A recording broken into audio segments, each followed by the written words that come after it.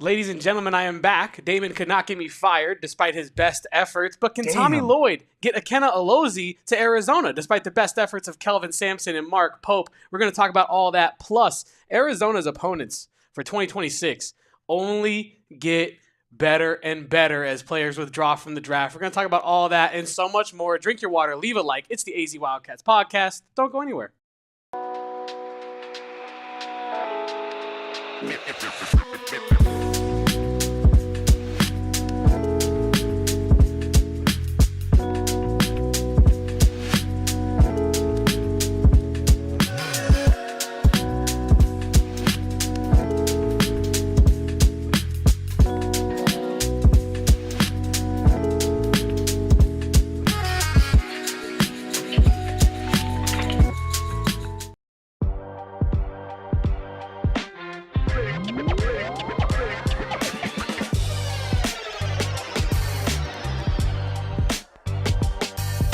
Welcome on into the AZ Wildcats podcast, live from Studio K, presented by our friends over at Circle K. I am Damon Fairall.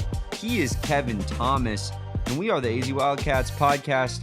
As I already stated, we are live from beautiful PHNX HQ2 in downtown Phoenix, and we are ready to rip into some AZ athletics content for you folks today. If you are here early, like June is, calling me fussy. She's actually inquiring if you are fussy. Oh, gotcha. Is Damon fussy? I see. Is Damon fussy? It feels like kind of a rhetorical question, right? Oh yeah, no, for sure. Like I think if you do what we do, you kind of have to be fussy to an extent, right? I wake up in the morning and I go, who can I be mad at today? Who can I throw all of my time, energy, and anger at today? And so I think it's kind of somewhat of a.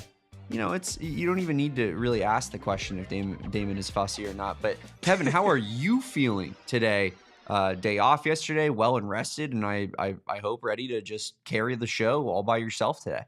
Yeah, no, feeling well rested. I'm just gonna clock out if that's cool. No, yeah, you're good. Go and do your thing. No, yeah, actually, solo shot it. Hey, could you fill this up? I was actually gonna wonder if you could.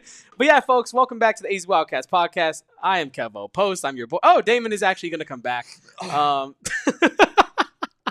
But yeah, no, Damon, yesterday was much needed. It felt really good to be at home, spend the day with the dog, and just chill out. You know what I mean? I spent the day with the dog, and I went home and spent the day with the dog. I think yesterday. The worst part about a day like that is that now your dog Jack, sweet Jack, he woke up this morning thinking this is life now. Every day, Papa stays home and we sit on the couch and hang out and play video games together. Mm-hmm. This is life forever. Nothing will ever be, wrong with life ever again. And then you were like, okay, see you, Jack, and walked out the door today. And now he's sitting there, Kevin, saying, I'll never see him again. I think he's watching Law and Order. I think he's fine. I think he's probably on the couch watching Law and Order. He's probably okay. Michael says you looked good with the headset on. Thanks, Mike. So there's that. Appreciate you, my guy. And yeah. Big Ten Jed says, it's my first time here, going to check you guys out. It's great up here in Washington. We politely disagree, but we do appreciate you for being here in our chat today, Big Ten Jed. We do talk some Washington. We do talk Washington today. Wondering if Big Ten Jed has any association with our guy Zach Bossy here, as we do know Zach Bossy does in fact own a burner account. We do. Revolving around Washington sports. So Big Ten Jed, if you are not Zach Bossy, you would be happy to know we do have some Washington influence in this office on a daily basis. And we get in a lot of spats, obviously as Arizona fans and all the things that you took from us and how we'll evidently, never recover. From this comment, if this comment is true, is certainly not our friend Zach Bossy, because Big Ten Jed said, I took a job with the dogs and got out of Tucson, counting my millions, baby. Very few people get a job out of Tucson. It's where college football coaches normally go to die except me. So I think he actually might just be Jed Fish himself. I think we have Jed Fish here in the chat with us here. Fish is eternally online, so that would not shock me. And honestly, what better way to have a burner than for your own name to be in the burner account? Right? Yeah. Like if you were Big Ten Jed with your picture as Jed Fish with a Washington this is just some guy as your profile picture, who's gonna be like, that's Jed freaking Fish, man? Exactly. It's hiding in plain sight. It really is. That strategy is something I have not yet thought of. But yes, Kevin, of course, we talked a little bit of football yesterday. Today's a little bit more basketball centric. We're going to get into some more recruiting into this 2026 class because as we talked about yesterday, the day before, like this really could be a special class for Arizona and Tommy Lloyd in 2026. In large part, I think because of how many roster spots there are going to be available to Arizona next year. You look at Jaden Bradley gone, Tobe Awaka gone. I believe Anthony Del Orso actually is a junior going into this next year, so he's not. Is that true? Am I wrong in saying that? Off the top of my head, I should know, but I don't know. No, he will be a senior next year as well. So that's an extra spot for Anthony Del Orso. And then, of course, you have, the Koa Peets, the Braden Burries of the world, maybe even a Dwayne Aristotle, depending on how he plays. Like, could those guys be, 1 year and out the door? Suffice it to say, Kevin, that Arizona is going to be replacing a lot of its, most integral talent from this year's roster, this upcoming year, to next year. And that means that Tommy Lloyd and staff are going to have to put in a shift when it comes to, getting 5 recruits in this high school class, getting a bunch of transfers, which you haven't seen a whole lot of from Tommy Lloyd so far at Arizona. So, how are we feeling about just kind of the influx and outflux, if you will, even though that's not a word of transfers in and out and players leaving that's going to be happening in the next year or so. Sorry, Merriam-Webster does have outflux as a noun. Wow. Merriam-Webster, outflow or outlet is the definition on that. So Love it. You learn something new every day. But I will say this, Damon, I am very excited about the potential of the 2026 Arizona basketball recruiting class because I think it's bringing in a new era of Arizona basketball, right? And I know that this upcoming season kind of feels like that. I think next year will be the cemented version of you don't have a Jaden Bradley like you said, you don't have a Tobe Awaka like you said. It's going to be all new blood. Not many holdovers because when you look at the guys coming in this upcoming recruiting class, the vast majority of them will likely be gone after one season, right? And I guess Dwayne Aristotle, depending upon if he shows out or not, could go in the NBA draft next season. But it all depends on the production, all depends on the role. But like Damon said, you could have a 2026 Arizona roster with almost no continuity to this next year's upcoming team. And I think it's very exciting because Arizona is not a team that's going to become victim to player movement. They're actually probably going to be one of the benefactors of it, right? Being one of the bigger brands, having one of the better coaches in the country makes you a very attractive spot, and it puts you in a position where if you do need to replenish talent, have an influx, if you will, after an outflux, Arizona is in a good spot to benefit from that. So I'm excited for the future of Arizona basketball. I think next year's recruiting class is the first true step in the direction of having a brand new program, kind of almost. Yeah, the worry, Kevin, is that you have to replace a lot of players that have experience and that maybe have chemistry playing together, right? And you're basically turning that all on its head, rebuilding that chemistry from the ground up with an entirely new roster of players. And I think in order to kind of work against that, to suppress the issues that might come with that, you have to bring in top of the top level talent, right? Because they're not going to have that chemistry built in. They're going to have to grow with that, no matter who's on this roster. So the way in which I think that you have to build properly is not only getting the right character fits in this program, which I think me and you and most Arizona fans fully trust Tommy Lloyd to bring in the right character fits. You bring in even a guy like Trey Townsend, who was awful last year. Great dude. Great dude university. Great dude. Graduated from Great Dude University. Very nice guy. Yeah, man. That's Trey Townsend. He's a good dude. But I would let Trey Townsend watch my dog for a weekend. Absolutely. I feel like he'd be great. I feel like he'd be like, yeah, no, I'll just hang out. We'll go get coffee.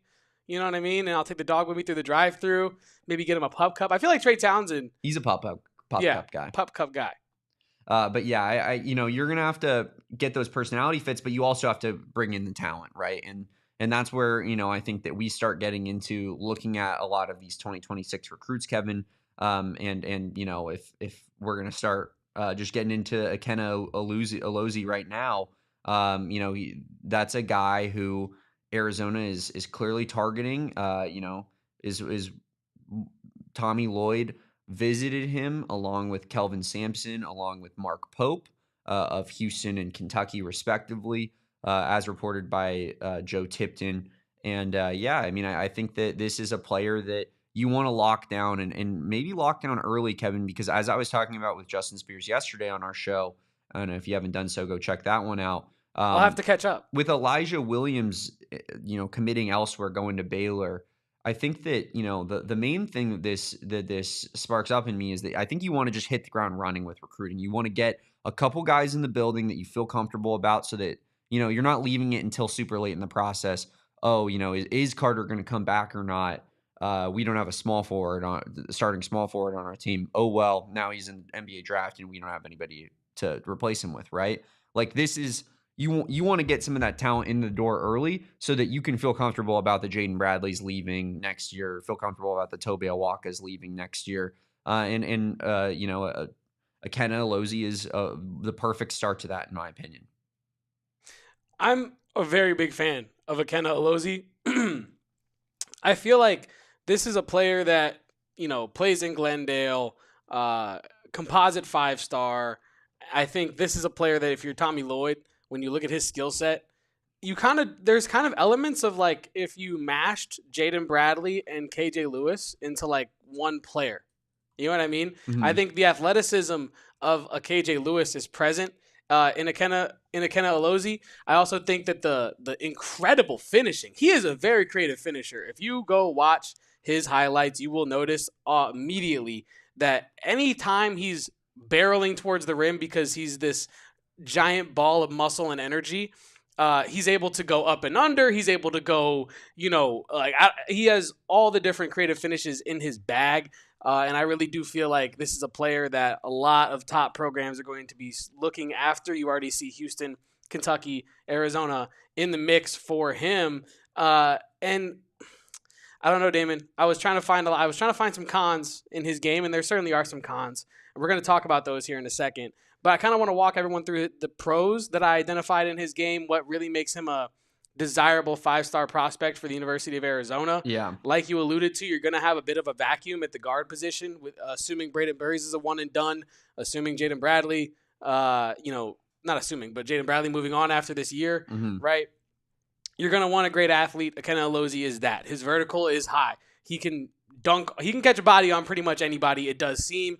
He has speed in transition. He's quick laterally as well.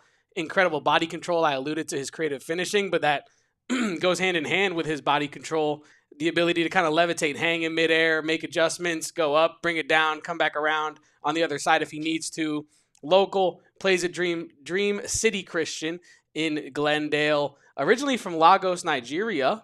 If you watch the debatable, if you watch the World versus Team USA game, Damon was mentioning that the jerseys had like a Chinese emblem on them. No, so each jersey is specialized for each particular player. So the USA jerseys are all the same; they're very uniform. They say USA on them. The World jerseys, instead of just saying World, they're all colored exactly the same. Oh yeah, but in the same font, they say like China with a Chinese flag, Nigeria with a Nigerian flag. And when I was looking at the pictures, Ikenna Alozie, I wasn't aware of what country he was from at that point. In the picture, there is a guy in the background right behind him wearing a jersey that says China with the flag, Kevin. And so I looked at you and I was like, is Ikenna Alozie representing Team China? And I thought to myself, no, he's from Lagos, Nigeria. But I also think, Dame, we need more people like you in the world. You looked at Ikenna Alozie and thought to yourself, he could be just as Chinese as the next guy. You never know where a person's born. You never know what their just citizenship. Borders, brother. Exactly. It's just land with some borders, right? Yeah. So everyone be more like Damon Dog, who lacks prejudice, doesn't see color, man, and can barely even see the jersey because that's what we got going on. That's just who I am. I try not to Try not to, look at people, judge people by things like that. And so, it just made perfect sense to me. Ikenna Alozie, Chinese legend. And Damon, while we're on the show here live, this is great podcasting. Could you look up the climate of Lagos, Nigeria for me? Because I have a point I'm trying to get at here. Arizona is obviously in on Alozie, so is Houston, so is Kentucky, Washington. Shout out to Big Ten Jed, aka Zach Bossy, in the chat. These are much different places all over the country, right? You got a little southwest, you got a little northwest, you got a little southeast, you got a little. Does he have any northeast going? Anyway, point is, he's all over the place with his recruitment in terms of geographic, variables, right? He did represent Nigeria, 4-team world at the Nike Hoop Summit in Portland. He scored 9 points on 2 for 9, 0 for 3 from 3, 5 for 8 from 3, 6 rebounds, 5 assists, 4 turnovers, though, 3 steals and a block. So a stat sheet stuffer for sure. And then when he was asked about his time in Nigeria and how that applies to his recruiting and representing Nigeria, he said, I've been away from home for a long time. Honestly, somewhere that's going to take me in and make me feel like family. That's the first thing I'm looking for. Somewhere I'm going to feel like home again, right? Now, obviously, for the most part, I think most very popular college basketball programs are going to be good at creating a family feel for you, making you feel wanted, especially if you're a 5-star, top 20 prospect in the nation. Yeah. They're going to make you feel wanted because you are wanted there. You're not just some guy on the bench. You're one of the main guys they're investing in. So how else can he make, his recruitment important, focused on home? Damon, does Arizona have a similar climate to Lagos, Nigeria? Don't break my heart. So I actually feel like, you're not correct technically, but you can parade it around like you're correct, because in Nigeria, in Lagos in particular, there are 2 main seasons, a wet season and a dry season. The wet season lasts from April to October. The dry season lasts from November to March. The wet season characterized by high humidity and heavy rainfall, a little bit more, I think, Florida-y, type of weather. It's in the 90s. It's humid outside. There's some rain involved. The dry season, however, features lower humidity, less rainfall, and warmer temperatures, where the numbers get up to about 100 degrees. Okay. And the humidity is a little bit lower on that spectrum. So I would say that he at least is used to about half the year that hotter, drier type of heat that Lagos, Nigeria experiences, with the Sahara Desert being right next door, and the Harmattan winds that come with that, Kevin. And with your weather at 5 o'clock, it is Damon Fairall. Yeah, everybody. As that you was can awesome. See here, we have some cells building up here in the southern Arizona portion of things. Oh man! So what you're saying is that there's a monsoon season and then there's a dry season. And I think, maybe he could get used to Tucson with the wet fall and the dry rest of the year. He's used to the hot weather. I think arid is for the most part. Yes. Yeah. Okay. I like that. But yeah, and I thought that'd be funny to bring up, because you never know what's going to get someone to go to your school or your team in general. Like in the MLB, Corbin Burns shocked the world and went to Arizona just because his family liked it there, and that's just where he wanted to live, right? So I think ultimately it's worth a mention that he does want somewhere that kind of reminds him more of home, and home is Nigeria for him. Now back to what makes him a hell of a player, Damon. He's a willing passer, and now I think I put this in the pros when I was initially watching his footage, but it ended up in his cons eventually, and I'll get to that later. But I think the fact that he's a willing passer, is a pro. His actual playmaking does leave some to be desired. Now, he did say that that's one of his big areas of improvement for himself. He said, and I quote, "I want to increase my playmaking skills. Obviously, I can score, get on the rim, drive the ball, and all that. But being able to create for my teammates is something I want to improve more." Now, he's listed as the #1 combo guard in his class, insinuating that, he doesn't really play majority point or majority 2. He's kind of able to do a little bit of both. Mm-hmm. I kind of love the idea of Tommy Lloyd taking in Alozie as a combo guard project, mostly focused on a 2-guard position, probably. and kind of turning up his combo guard skills. We saw Tommy Lloyd kind of teach an old dog new tricks, so to speak, with Caleb Love. Took him in well into his college career and kind of helped transform him into the most complete version of him as a guard we've ever seen. Yeah. And Caleb Love is getting some love in the pre-draft workouts from the Blazers. I saw that this morning as well. So when I look at Alozie, I see a player that would fit in glove in hand, hand in glove fit at Arizona, right? A guy that Tommy Lloyd can take in. He could probably play next season. Damon, you and I were talking about this pre-show. Yeah. When you look at the way that Ikenna Alozie is built, he is a ball of muscle. He's listed at 6'2". He lists himself at 6'4" on his social media, so maybe there's like a little bit of a in shoes, out of shoes listing here. He's in that low to mid 6 foot range, and he is built muscular as hell. He plays physical as hell, and he knows how to utilize his physicality, right? And you and I were saying that if he reclassified and was a 2025 recruit, and Arizona ended up with him, he would not look out of place on next year's roster with a bunch of monsters on it.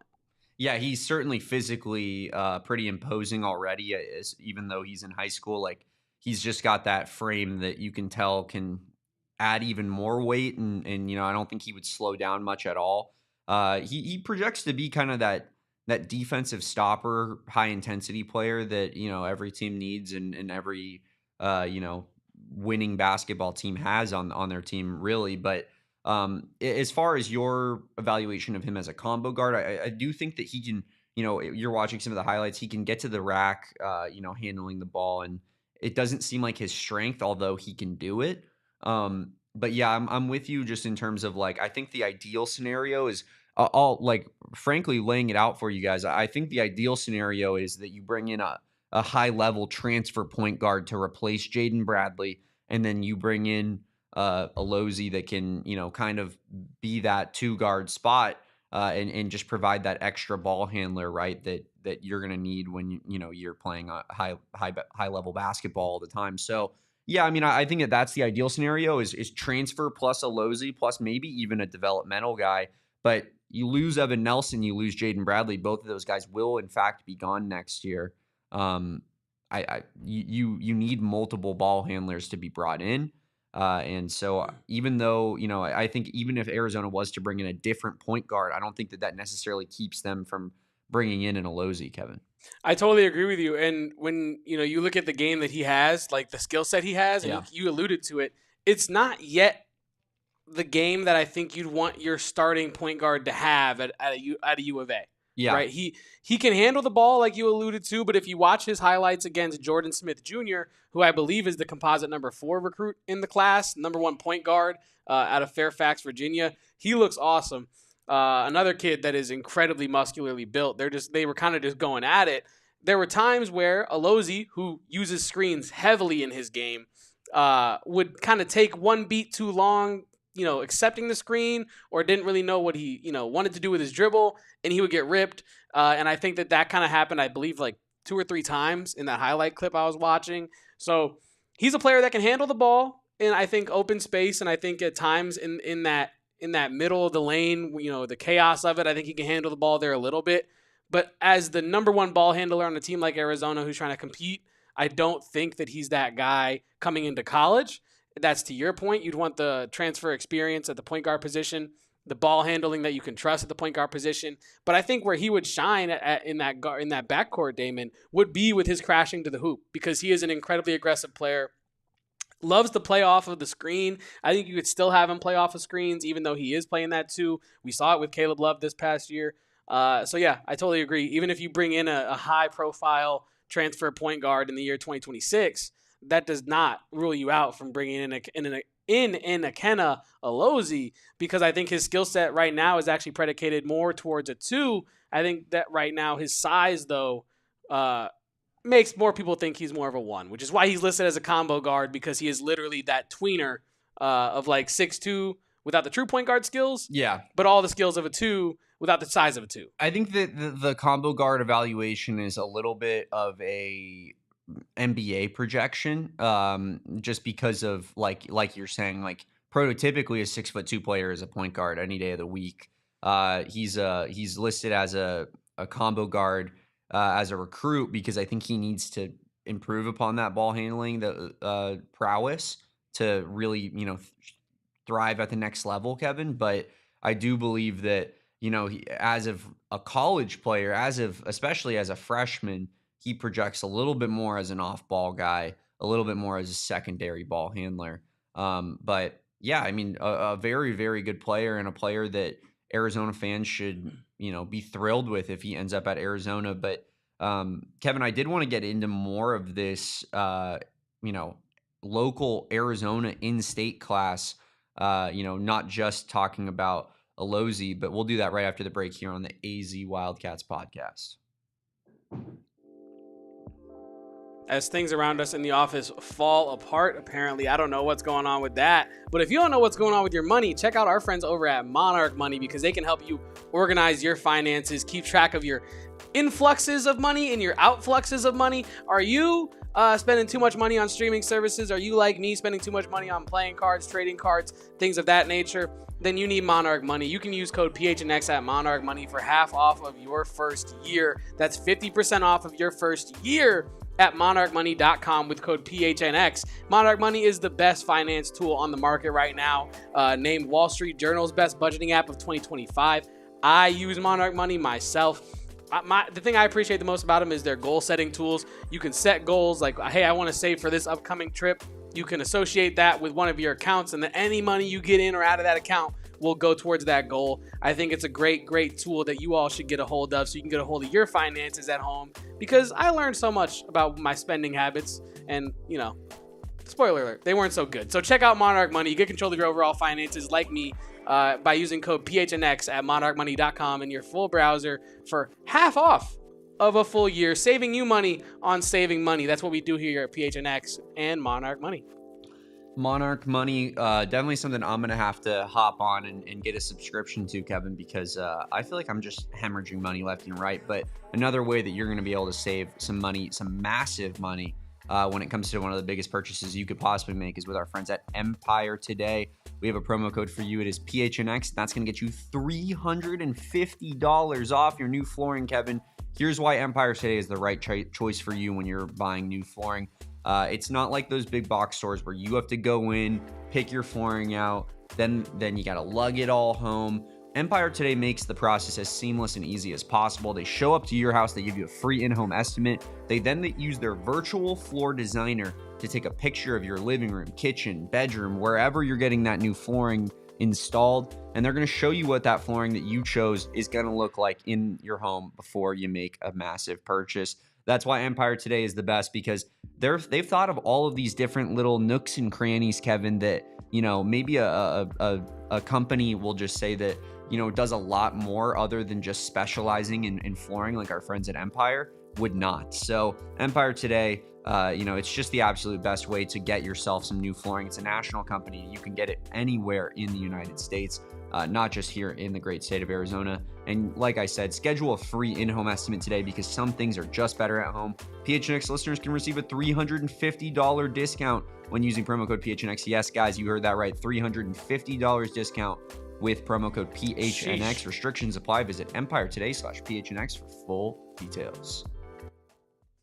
Real quick, before we do move on to some talk about the overall health of the state of Arizona high school recruiting, and it is very healthy. Mm-hmm. Spoiler alert, I'll say that much. I wanted to wrap up the Ikenna Alozie discussion by bringing up briefly some of the cons that we alluded to, and also the state of his current recruiting really fast. Some of the cons I noticed: he doesn't seem to have a very reliable outside shot from the limited tape I was seeing. Yeah. He seems to have a strong jumper on him, like a good fundamental jumper. It seems to take a little bit of time for him to get from hitch to shot.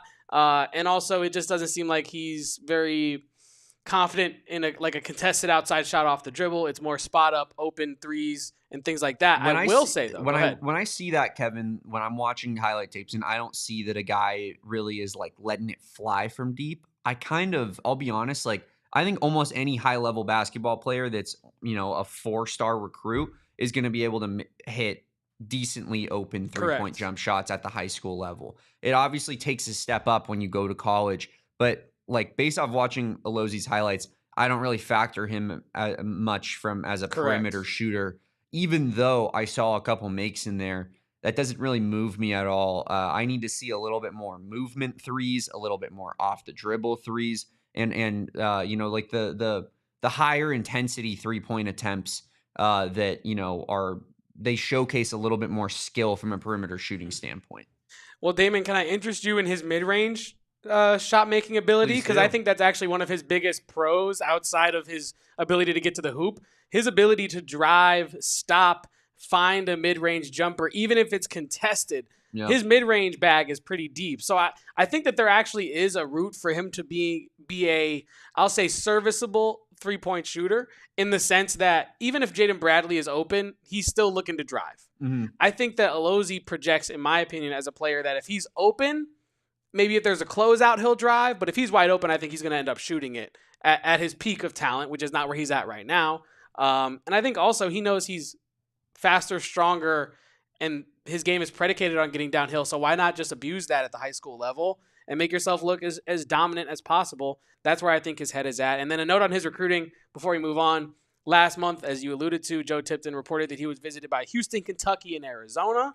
Now, in terms of him going on visits, I didn't see he had any officially scheduled yet, but I was looking at the Gonzaga boards, and apparently he does have a visit scheduled for sometime in June with Gonzaga, but there's no yet like official date out there for it. And he had this to say about Gonzaga and Mark Few.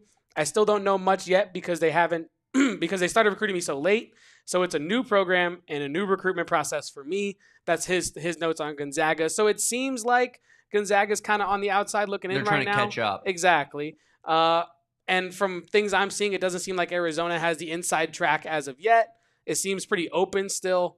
But yeah, if he's right here in Glendale, no reason Tommy Lloyd should not end up at the top 3 of this kid's list, right? Am I wrong on that, or? No, certainly. I would expect Arizona to be there until the end of time, I guess. I don't think Arizona puts resources into any recruit that they don't feel that they'll be like on the short list of teams that are going to be, considered at the end of when it's all said and done. That's a good point, Damon. And can we talk about that for a second? Because I actually think we've talked about it before in the terms of Arizona keeping things close to the chest, and I think it actually improving their reputation as recruiters and the fan base. But I have been starting to get those vibes, especially with this year's recruiting class.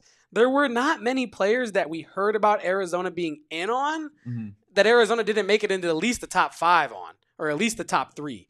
It feels like if Arizona's in on a player, that is someone they are really, really trying to get on their team. And it's to your point about Tommy Lloyd being a pie in the sky guy, about once he gets an idea of a guy being on his team, that's what's got to happen by hell or high water. So I think that was a pretty good take by you. Yeah, I have a lot of those, but yeah. So I think Alozie is a player that Arizona would absolutely happily take. And then you look at your competition for him. Tells the full story, doesn't it? It kind of does. Like Kevin, I remember. So right before we started the show, you told me you feel that he has a little bit of KJ Lewis, high intensity, lockdown defender type of vibe to him. Big, strong build that you feel you can add some weight onto the frame to, and really kind of like a primary defender type, right? With the opportunity to do a little bit more, maybe offensively than KJ Lewis. Because I would love to see what he's capable of defensively. I didn't really get to see the tape on that. They're not going to put a bunch of highlights in there. Exactly. He looks like a player who should be really good at defense. And then you look at the other teams that he's being recruited by. We talk about it all season long, right? KJ Lewis, Houston basketball player. Alozie being recruited by Houston, being visited at his high school by Kelvin Sampson, along with Tommy Lloyd and Mark Pope in the last month here. So I think that tells the story. Like, that's the type of player that you're looking at here as a guy that Kelvin Sampson is looking at Houston and saying that that's a perfect fit for my system. Mark Pope also runs a pretty stringent, structured system. And, I will say, though, that he is a far cry from the guards that they had this year at Kentucky, where they were basically flipping in and out 5'11" white point guards who weigh 170 pounds sopping wet, including Kirk Reese. Did you notice that? When you turned a Kentucky game on this year, you look out on the court And, I know Mark Pope, Utah Valley, BYU, like that's kind of what he's used to, right? Is the white boys in Utah. So he just he was like, I can't coach at Kentucky without having this tiny white kid who looks like he belongs nowhere near a Kentucky basketball court. Like it's funny. It was funny watching Kentucky this year for me for that exact reason. Yeah, no, their depth was definitely a lot of that. I will say Otega Owe listed as a guard, but Kirk Risa, I think, really carrying a lot of weight there. I'm not gonna lie in that.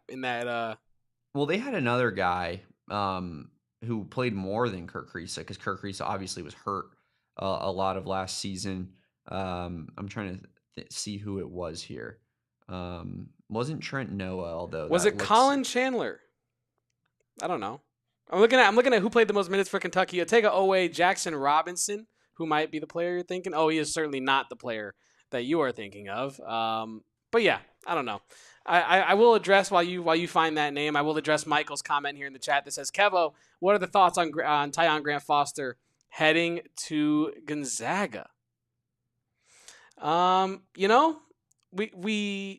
We're going to talk a lot about this NBA withdrawal / transfer class in this segment here. Yeah. And we should start with Tyon Grant Foster, who I thought was a player that Arizona should be looking into if Carter Bryant were to go to the NBA draft, which it seems like he is going to do at this point in time, as the deadline to withdraw was yesterday night. It feels like if Arizona wanted Tyon Grant Foster, I feel like Arizona could have had Tyon Grant Foster. I think that his lack of I think his lack of explosiveness and he's going to require a lot of touches. He's going to be a very ball dominant player. And I think when you look at Arizona's roster next year, there is a lot of mouths to feed, and you probably have to start it with Jaden Bradley and Braden Burries as the two guards. And I don't think you're going to have a lot of room for Tyon Grant Foster to be bringing the ball up and to be running the offense and to do things like that, especially when you have a guy like Dwayne Aristode coming up behind him at that same position. They have very different skill sets, and I think that you need a skill set more like Dwayne Aristode than you need a skill set like Tyon Grant Foster's. It would have been really great to have him on the roster for the high level scoring ceiling that he can add at his size and length, but ultimately not the worst loss. And honestly, I think it does show that he is the high level player that we think that he is, at least at the college level. He spent a lot of time at college, so mileage may vary on his pro potential. But in terms of being one of the most talented players of the college ranks, Damon, him going to Mark Few and Gonzaga, I think truly shows that like there are some really good fundamentals there that they feel like they can build on, and he's not just some like small school great stats kind of guy. Mm-hmm. Yeah, I think I would have taken Grant Foster personally. Especially with the Carter Bryant kind of mystery that was happening for the long portion of this offseason. But I think that he would be a great fit on this team. But to your point and to the point that we've made on this show for a while regarding Grant Foster, it just seems that he was a guy who he wants to be the focal point more so. And that's not going to happen at Arizona. He would have been a more supplementary piece, part of like a really good roster that has, very high potential. But he seems like a guy who, that's why he went to GCU, right? Is because he wants to get his shots up. And that's why he left Kansas in the first place, is because they didn't provide that for him. So, yeah, I like the player. I think it's a good move. But, yeah, I'm not exactly like – I think, this was never really in the cards as far as Arizona was concerned, Kevin. I agree with you. And like I said, this is a move for Gonzaga who doesn't – I should have looked this up pre-show. I didn't, though, to be quite honest with you. To my knowledge, Gonzaga doesn't have, like, a guy next year. So if you're Tyon Grant Foster looking around, Mark Few, one of the most well-renowned coaches in the country, wants you to be, like, the guy for his offense, I would do that. And especially, I'm assuming he's getting a respectable bag to go do it because of the teams that probably are offering him even bigger bags. Yeah. So, yeah, I think this is overall a great move for Tyon Grant Foster's career. I think it's a good move for Gonzaga. A player that, for the most part, most teams in the country would have wanted to have on their roster, but fit is important, and I don't think Grant Foster's fit at Arizona was perfect enough for Tommy Lloyd and Arizona to really pursue that as a transfer, Damon. Arizona clearly needs a wing, but I don't know if that guy is someone that isn't really a shooter, right? Yeah, yeah. Like if you look at the roster, Jaden Bradley, Braden Burries, Koa Pete, Krivos/Awaka, like that team needs a little bit of perimeter outside presence. And frankly, Grant Foster's, that's probably the weakest portion of his game, is his ability to shoot from deep. So I at some point you also just need to get good basketball players in the building. So I'm not saying like Arizona gets better if he's on the roster, no question in my mind. But I think ideally you're looking at a guy who can space a little bit more and provide that outside shooting that is currently really not in the starting lineup, maybe outside of a Braden Burries. But that's still kind of up in the air, right? Like regarding the conversation we were having about Alozie, like Braden Burries, I think he showed more outside scoring chops for sure, but like how much stock do you really take in him beating like public high school kids in California, shooting threes? Like I expect him to make those shots. I need to see it at the college level before I really feel comfortable saying that he's like a highly efficient, or even not even highly efficient. He could be like Caleb Love last year, where he's actually inefficient, but he gives you he keeps it in the defender's headspace that like this is a shot that he will take and can make if he's open. So I'll be interested to see what Braden Burries does in terms of outside shooting, what Arizona does in terms of trying to find that wing spot, to fill that wing spot. ADO, ADO, ADO. Crazy coming from you, man. After last season. You were the king. Look, I don't think he should be the starting guy. You're the king of the play ADO 5 minutes a game, fan club. He deserved that at that time. But I've also been the king of this offseason will be incredible for ADO. And I think that one more year in Tommy Lloyd's system, I think he'll look much improved next year. And I hope that, I don't know, I'm not trying to body shame anyone. I hope he bulks up a little bit. I hope he, becomes a little more Big 12 ready from a physicality standpoint. I think it's fair to say that he got moved around last year a lot. In that conference, and I think next year will look a lot better for Anthony Delorso. Do I really think he's going to be like starting 3 quality better? No, but it'd be funny if ADO came in next year and was just that guy. He's dunking on people. I don't even care if he's dunking. Completely different player, averaging just like 16 points on all threes and free throws, just all threes and 1 threes. You know what I mean? That's all we need from Anthony Delorso. But regardless of how good Anthony Delorso is, he's going to be facing some pretty crazy teams next year because Arizona's non-conference is very loaded, Damon. Certainly. And it's only getting more loaded as those teams that thought they were losing players through the NBA draft or the transfer portal, they got them back. Now, not every team got their guys back. Darion Williams went to NC State, as we discussed a week ago? I don't know. Every day seems the same now. I don't know what to tell you.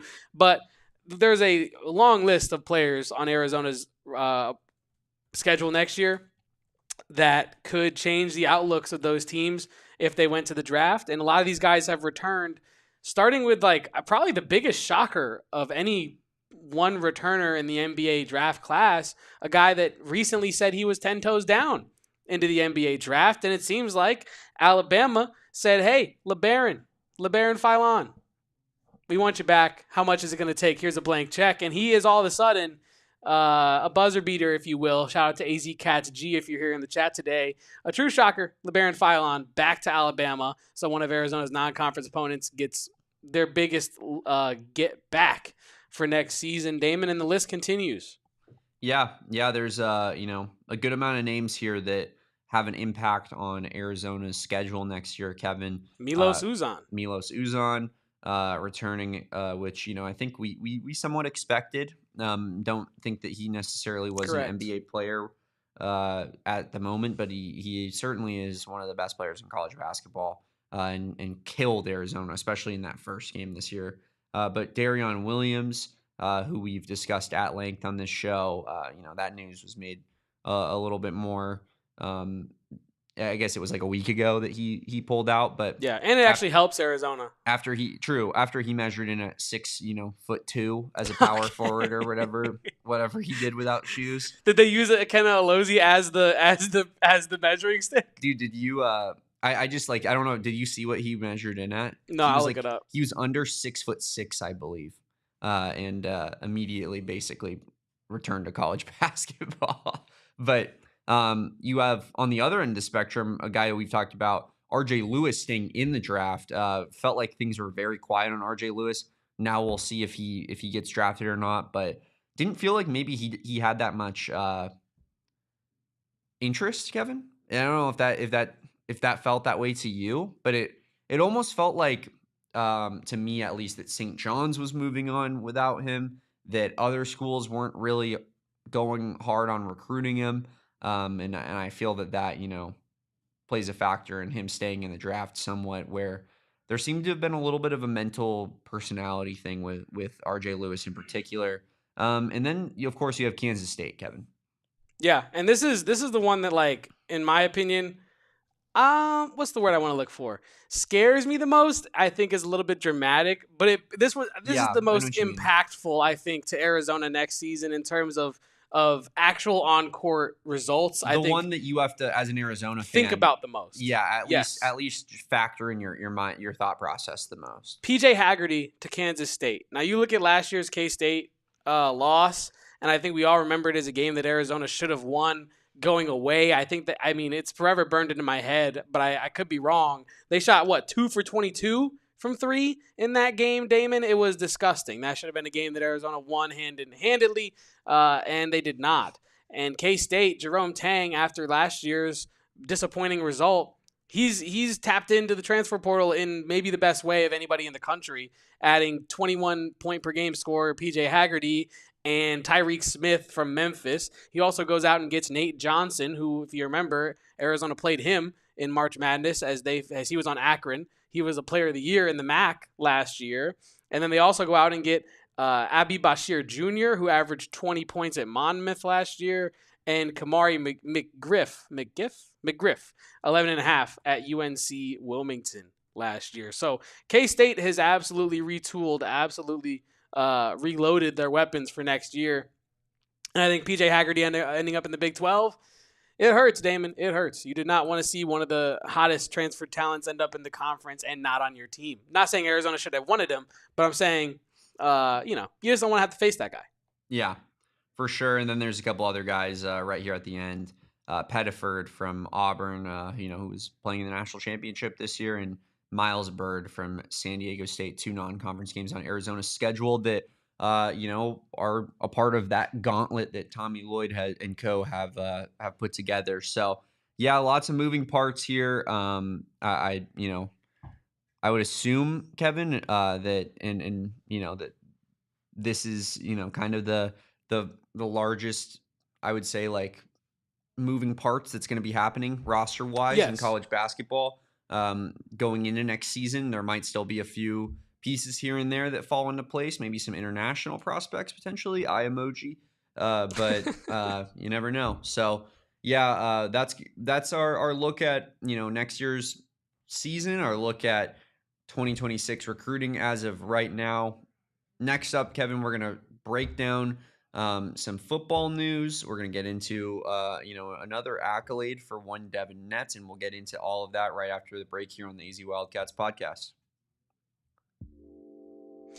And if you are like Devyn Netz and you just want to keep racking up the awards, why not become the best customer of any gas station in America? And you can start your journey by joining the Circle K Inner Rewards program and racking up all the savings. I did last night. You did. I need to today. I will be stopping by Circle K today because I need gas. But I don't just need gas. I need some water. I might get a snack in there as well because they got it all at Circle K. It is truly America's thirst stop. Join the Inner Circle for free.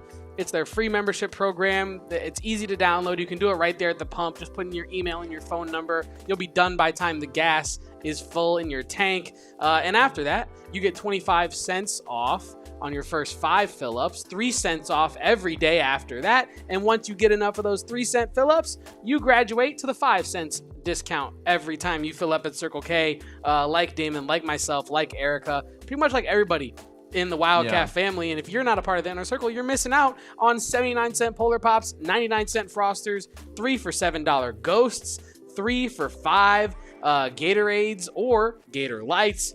And then also you get 30 cents off per gallon on fuel when you buy 3 Celsius, Celsius, Celsia, it doesn't matter. Join the Inner Circle today for free by downloading the Circle K app. Terms and conditions do apply at participating locations. Visit CircleK.com for more details. Visit CircleK.com for more details. We love Circle K. We also love Gila River Resorts and Casinos. Gila River is, if you're looking for a staycation, Kevin, there is no better place in the great state of Arizona than to do it at Wild Horse Pass. If you're down in Tucson, if you're watching the show, you're down in Tucson, you should get out of the house for a weekend, change of pace. Why not drive an hour and a half up the I-10 and stop by Wild Horse Pass, right? Because it's right when you get into Phoenix. It makes it super convenient for our Tucson people. And not only that, but it is a state-of-the-art casino. They have all the live table games and slots. They have... I just get emotional talking about all the slots and live table games that they have there. They also have all the fine dining options to the low scale for a little bit cheaper price. You get great rooms, the pool area with the cabanas, the bar, and it is just so much fun at Gila River Resorts and Casinos. And if you need a place to watch some sports, the BetMGM Sportsbook is the largest sportsbook in the state of Arizona. We do events up there all the time. Delicious food and drinks, all the action, whether it's UFC events, NBA playoffs, NHL playoffs, you name it. BetMGM Sportsbook and the Upper Deck Kitchen and Bar will have you covered on those. Gila River Resorts and Casinos. Check it out. You do you at Gila River Resorts and Casinos. Visit playatgila.com for more details. You know where I would love to be right now, Damon? Wild Horse Pass. Wild Horse Pass in the BetMGM Sportsbook, gambling on college softball to make me feel a little bit better about Arizona not playing in the college softball World Series, Women's College World Series. And Damon, it's unfortunate that Arizona could not be playing in this tournament right now. But in brighter news, we have this. Devyn Netz, as Arizona softball put out, we've been waiting on this one, add a gold glove to the trophy case for Devyn Netz. And that's a really cool graphic. As you see, Devyn Netz is the Rawlings Gold Glove Award winner on the bump there, Damon. Yeah, Devyn Netz, another accolade. We talked yesterday about her being named to the D1 softball first team All-American list as a utility player, one of 6 utility players to make the team.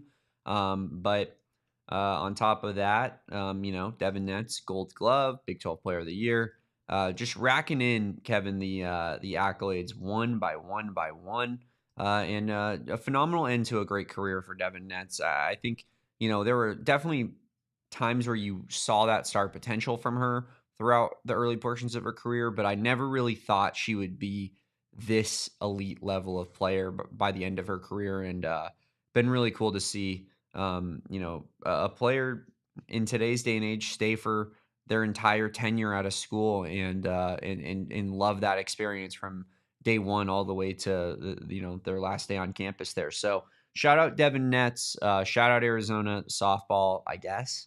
I don't know. But yeah, shout out to the softball team. Big season coming up next year. Big season coming up next year for Arizona softball.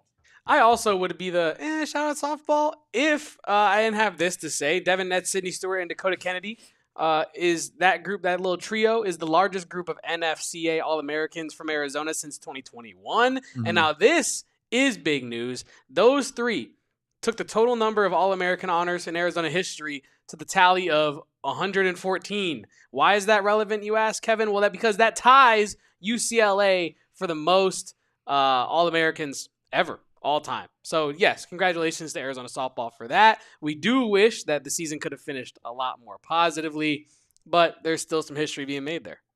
I believe, on top of that, UCLA has at least one All-American that transferred from U of A to UCLA. So I feel like they don't get to really count that even. So that was double agent. We can -1 there, and we can say Arizona is elite as far as I'm concerned. I love that, Damon. Well, we grew that prospect from the ground up. Then you guys reap the rewards of it. It's disgusting.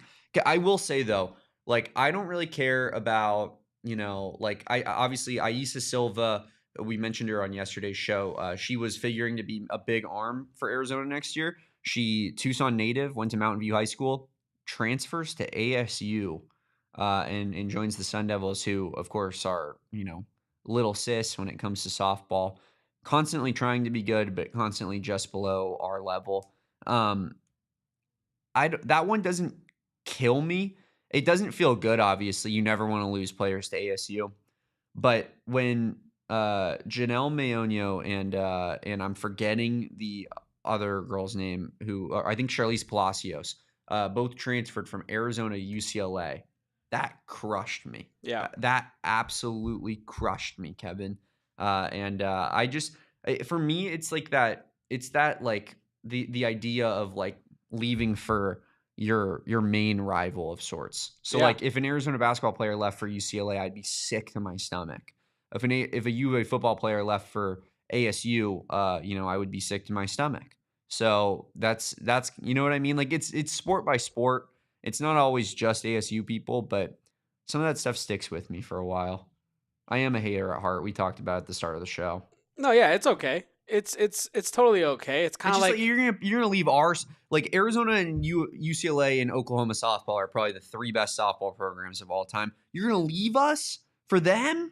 Yeah, no, it's brutal. It's absolutely a gut punch. Do you stand for anything in life? Do you stand for nothing? Stand for nothing, and also like, what is the goal here? Like, what is the ultimate goal? Is it to win? Stand for nothing, fall for anything, Kevin. You know what I mean? It's kind of like Caleb Watts going to Exeter City, leaving Exeter City for Plymouth Argyle. No? Not a Caleb Watts guy? I know you said you were going to get into soccer, brother, but I didn't know we were getting into League One. That was on my. I didn't know we were getting into the 3rd division of football. I had a lot of time on my hands yesterday, Damon, and one of those videos I watched on YouTube told me about this controversy going on with Caleb Watts, and you and I can talk about that more after the show. But Damon, we need to find you a club. Yeah, a true club, and again, you would hate the club I used to support, so we're going to talk about that off air. Which was? Again, we'll talk about this off air. Arizona football, American football. They dropped a schedule video, Damon. They did. But not like a usual like schedule release video. This was more of like a teaser for maybe some of the times that these games are going to be scheduled. Well, really, what I respect the most out of it is it's more of like a shot, I want to say, fired at the Big 12, fired at the TV executives. Fans is a little bit. There was a subliminal there for the fans as well. Well, I think I hear you on that, and we'll play it here in a second so you guys can make your own determination. But what I will say regarding that is I feel like they kind of made the video for the fans because they know how much the fans hate the kickoff times that Arizona is subjected to very often. So without further ado, Kevin, let's stop dancing around it. Let's just play it, and then we'll talk about it afterwards. All right, time to move on. Conference game times, TV networks. Let's start with Kansas State. What's the perfect game time? Noon? Literally whatever they want. All noon games it is. Who's next? Colorado? We need an afternoon spot. Give them prime time. No doubt. Agreed. Who's next? Arizona?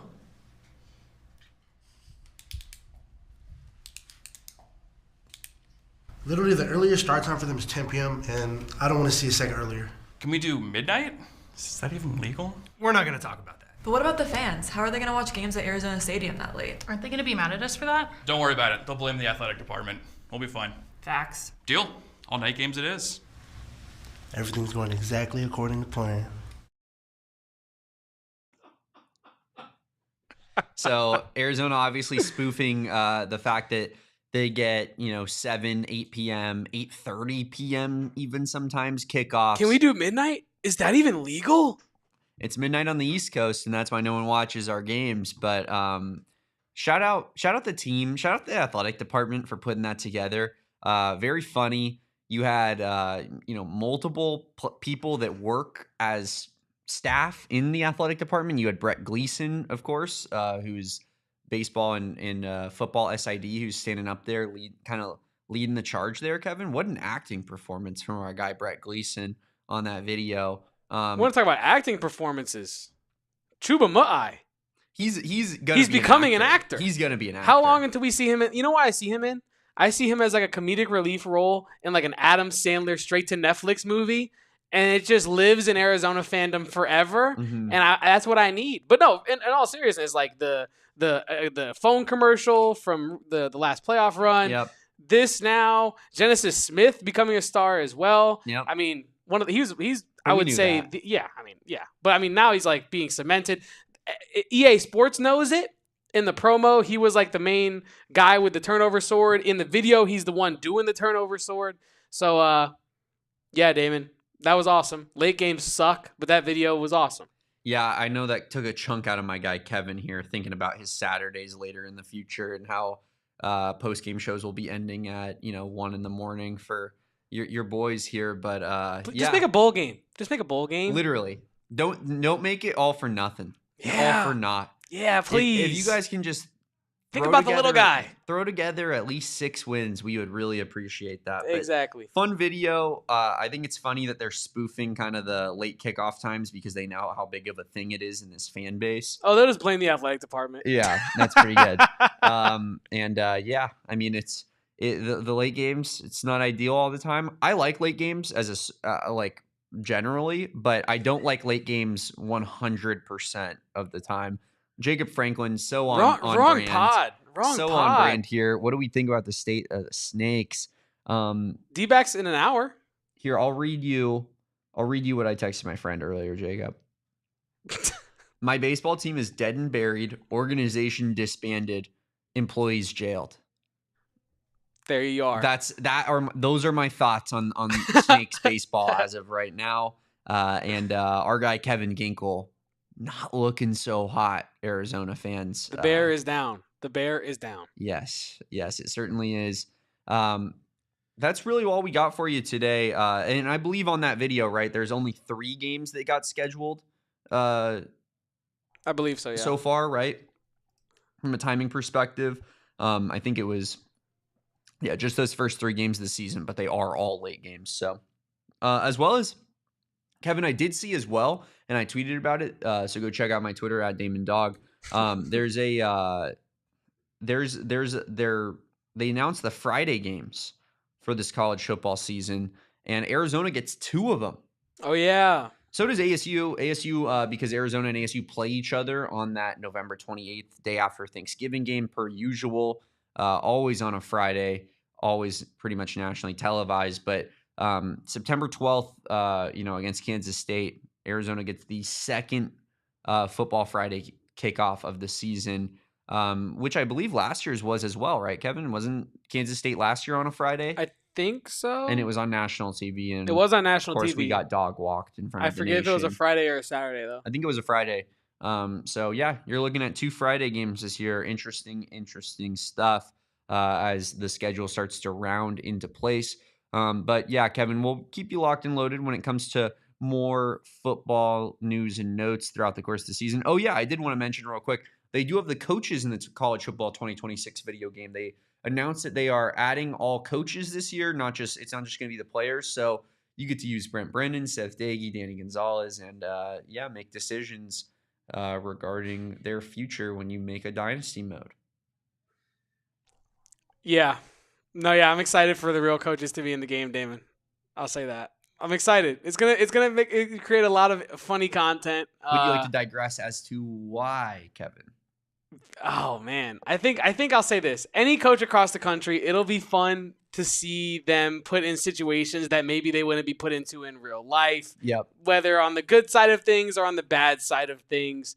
It's a video game. It is a video game. It's fantasy. It's made up. I also think it's gonna be funny to watch how people utilize the coaches on their staff. Like if you can manage the staff, hire, fire, promote, demote. Interesting to see how people deal with that. It's gonna be real special when I use my dynasty and I used an already created coach, and me and Seth, I just take Seth Dagey's career to the very top. Seth Dagey, you are a Hall of Fame college football coach, my good sir. We'll be, or maybe we'll a little bit of musical chairs. You know what I would think Seth Dagey would say if he was sitting here in my chair hearing what you just said. I think he'd be like, look at you real direct. Just turn and be like, let's do it, man. Let's do it. I think it'd be more like, I'm not even close to that. You got to put in the work to get there. I think, yeah. But I think ultimately, though, he would be kind of like, oh, I'm game. Let's make it happen. Let's go become the greatest of all time. I would love nothing more than to grind 24/7. Very intense, determined guy. Yes. But yeah, it should be fun to utilize those coaches. Well, Brennan, I hate to be this guy, but it's a valid question. Will he have delay? He should. He should. If it was realistic. Dude, Like some they people on claim it to Twitter would be. be so mad if Brennan. Could you imagine I would in college love that. football 2026, like someone who there's just a hates trailer. Brennan logs on? They're like, oh, I can't wait. Yeah, at least he won't have delay. At least he won't have delay. Can you imagine in the trailer, he's got the lay on and he's clapping, shouting stuff onto the field? How Arizona fans would react to that? Last thing before we get out of here, Arizona made the trailer. Yeah. ASU did not make the trailer. Little interesting tidbit I there. thought they before we get were out of here. a football giant. I thought they were like, I thought they were unbeatable. yeah, I thought they were like haven't the lost biggest a brand. No, they haven't lost a football game in like 6 years, I'm pretty sure. Well, more like 6 months, but not even. So They lost their last football game. We don't talk about that, but that's weird. I thought they were like, because usually when you think football powerhouses, Kevin, you think Ohio State, Michigan, Alabama, ASU, Florida, LSU. Like all the Georgia, all the big dogs. Auburn, all the big dogs. History is made at these schools, For sure. Yeah, the giants of college football. So yeah, it's crazy that they wouldn't have them involved in it. I don't know. So crazy. But you'll be involved in our show tomorrow. I'll be involved in our show tomorrow. Everybody here in the chat will be involved in our show tomorrow. Maybe we'll see if we can go 2 days in a row. Me and Kevin, Should I get like a little tally over my shoulder here of like days since? We should get like a rip away calendar for sure. But yeah, we'll see if we can me and Kevin can put up with each other for 2 shows in a row here on the AZ Wildcats podcast. We appreciate you guys so much for joining us, hanging out with us in the chat and tuning in today. Jervis, no worries, man. That's the beauty of YouTube. You're going to be able to go back, start from the beginning, watch the whole way through. Make sure you guys drop a like on this video if you haven't done so already. We should have about twice as many likes as this, I think, Kevin. But hit that like button. Follow me at Damon Dog. Follow Kevin at KevoPost. That's KEVOPOSTS. Follow our show at PHNX_Wildcats, our main account at PHNX_Sports. We will be back on a Friday at noon, giving you all the news, notes, and updates regarding Arizona athletics. But until then, we will catch you later. Peace out. Bear down. And go Cats. I did not get fired. We all silly like the mayor.